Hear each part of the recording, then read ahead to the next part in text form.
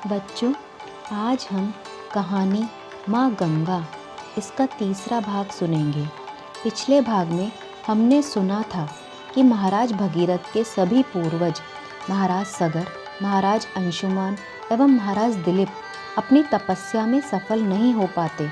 तब महाराज भगीरथ अपनी युवा आयु में ही तपस्या करने का विचार करते हैं, परंतु उनके कोई संतान नहीं थी, तो वे अपने राज्य का कार्यभार अपने मंत्रियों को सौंप देते हैं और स्वयं वन में जाकर तप करने लगते हैं। राजा भगीरथ कई वर्षों तक ब्रह्मा जी की तपस्या करते हैं। ब्रह्मा जी प्रसन्न होकर उन्हें दर्शन देते हैं और कहते हैं, हे भगीरथ, आपकी तपस्या सफल हुई, बोलिए आपकी तपस्या का उद्देश्य क्या है। तब महाराज भगीरथ उन्हें प्रणाम कर कहते हैं कि हे ब्रह्मदेव, माँ गंगा को धरती पर लाने का रास्ता बताइए ताकि मैं अपने पूर्वजों को मुक्ति दिला सकूं। तब परम पिता ब्रह्मदेव कहते हैं, पुत्र भगीरथ, आपको गंगा की तपस्या करनी होगी। जब वे प्रसन्न होंगी तभी धरती पर आएंगी। उसके लिए आपको कठोर तप करना होगा।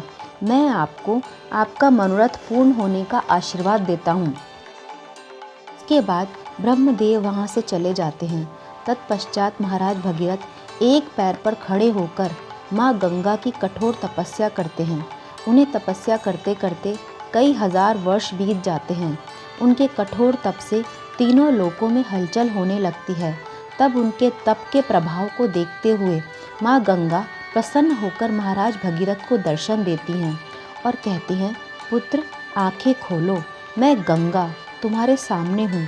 उस समय महाराज भगीरथ बहुत प्रसन्न होते हैं और देवी गंगा की स्तुति करने लगते हैं। माँ गंगा कहती हैं, मांगो पुत्र, क्या मांगते हो, कहो, तुम मुझे क्यों पुकार रहे थे।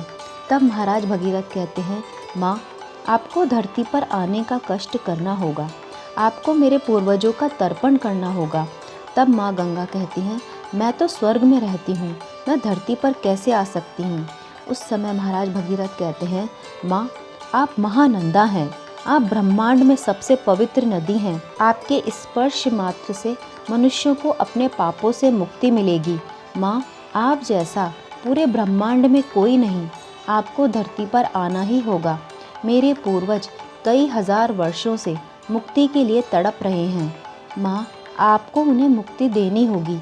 तब माँ गंगा कहती हैं, उचित है पुत्र, मैं तुम्हारी तपस्या व तुम्हारी निष्ठा से प्रसन्न हूँ। मैं स्वर्ग छोड़कर धरती पर अवश्य आऊँगी, पर एक समस्या है। तब महाराज भगीरथ कहते हैं, माँ, आपके आने में क्या समस्या हो सकती है, बताइए। बच्चों, आगे की कहानी अगले भाग में सुनेंगे और जानेंगे कि माँ गंगा के धरती पर आने में क्या समस्या थी एवं उस समस्या का क्या निदान माँ ने बताया।